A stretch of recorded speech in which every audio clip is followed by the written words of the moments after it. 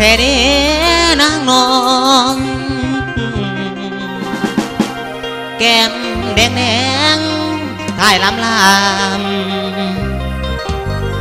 สาวเมียงลูกสามสั่งมางามกระโดดอยากขอเข้าห่วมบีวา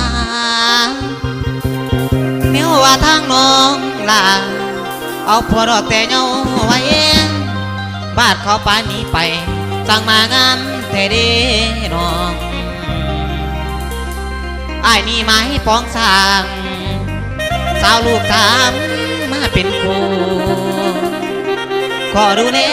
ลูกน้อยสามคนนั้นได้เมียนเด้อนางเด้อ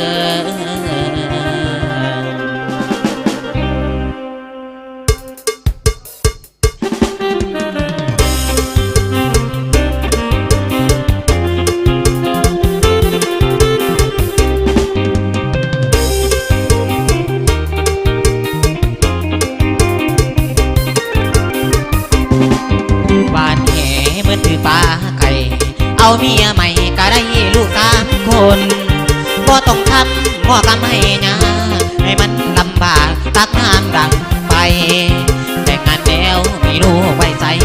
มันแสนภูมิใจฮักไม่ห่างลูกสามผ่านสายไอ้บ่สะเทือนมันบ่ได้เจือนคือตาฟังเสียขอเพียงเอาเข้าใจกันความกันสร้างปันก็สุขใจแล้วดีเราโอเคไอ้ก็โอเคก็ได้ลังเลเต็มใจหาทาง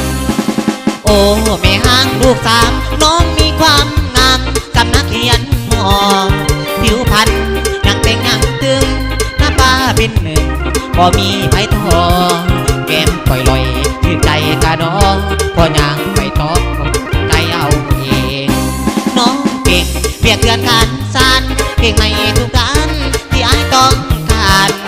เก่งทั้งเพียเพื่อนการสานมาแต่ทำงานคอยนานคอยรอมันติดใจตอนทั้งบ้าเหนื่อยบอกไอ้มาเก่งกระดองก็หูใจยามนอนตอนกินเขาก็มีความอบอุ่น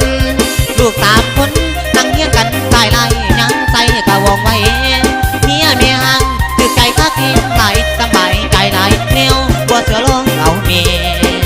ใจแวหักเพียงน้องนางแม่หังลูกสามว่าต้องน้อยใจถึงผัวเจ้าป่าลาไปคุณเขาบ่หลายก็ได้อยู่กับน้องลูกสองก็หักมาหมดแล้วเหลือเพียงน้องแก้วแม่หังลูกสามอย่าน้อยใจไปเลยคนงานให้เฝ้าติดตามหักเพียงคนคนเขาว่าทั้งเขามักง่ายถ้าเอาเมียแม่หังทั้งไอ้บอกแค่ทางบ้านที่กูจะเริ่มแท้ๆก็ยังมาคือกันเขาเป็นคนสามานชีวันยังดอกเนื้อน้อง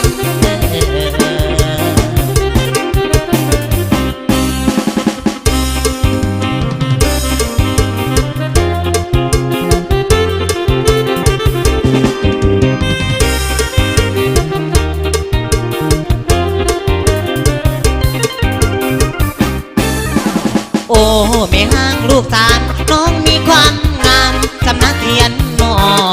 ผิวพรรณยังเต่งงานตึงหน้าป้าเป็นหนึ่งว่ามีไผ่ทองแก้มปล่อยลอยถือใจกะน้องก็ยังไปซ้อมเข้าใจเอาเองน้องเก่งเพียรเตือนการสานเก่งในทุกการที่ไอ้ต้องการเก่งทั้งเพียรเตือนการสานมาแต่ทำงานคอยนานคอยรอมันกินใจตอนทำผ้าเหนื่อยบอกไอ้มาเก่งกระดองกงใจยามนอนก่อนกินเขาก็มีความอบอุ่นลูกสามคนนั่งเลี้ยงกันสายไล่ยังใส่กระบอกไว้เมียเมียงถือใจคักเพียงไหลสบายใจไหลเนียวกว่าเสือร้องเอาเมียใจแวหักเพียงน้องนางเมียงลูกสามว่าต้องน้อยใจถึงผัวเจ้าป่าลาไปคุณเขาบ่หลายบ่ได้อยู่กับน้องลูกสองก็หักมาหมดแล้วเหลือเพียงน้องแก้วแม่ห่างลูกสามอย่าน้อยใจไปเลยคนงามให้เฝ้าติดตามหักเพียงหน้ามน